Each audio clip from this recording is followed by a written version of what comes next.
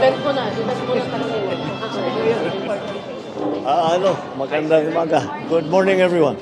Yes. Sir, kunin lang po namin yung reactions niyo regarding Yung? reactions niyo, sir, regarding sa allegation po ni former President Duterte regarding sa blank item. He's lying. He's a president. He knows that you cannot pass a GAA without with a blank. He's lying. He's lying because he knows perfectly well that that doesn't ever happen. Sa kasaysayan ng buong Pilipinas, hindi pinapayagan na magkaroon ng item ang GAA nang hindi nakalagay kung ano yung project at saka ano yung gastos, ano yung pondo. So, it's a lie.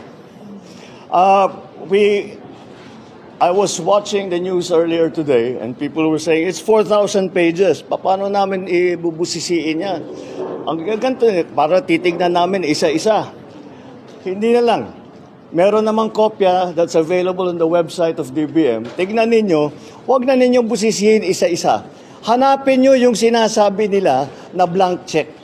Tignan ninyo kung meron kahit isa para mapatunayan na tama ang sinasabi ko, kasinungalingan yan.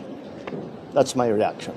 Sir, regarding po sa possible extension ni PNP Chief Marbil, meron po bang ganitong plano, sir?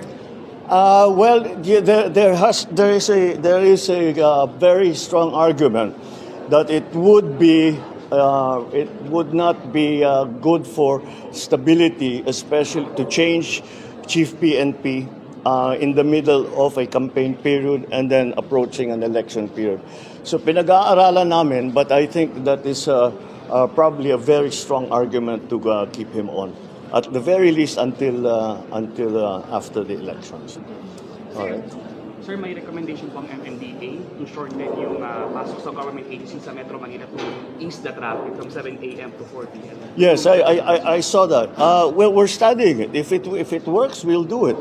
But we have to. It's not enough to talk to the traffic enforcers and the administrators of traffic that have made the suggestion. We also have to ask the commuting public kung practical para sa kanila. So if it turns out that everyone agrees to it, then I cannot see why it will be a problem.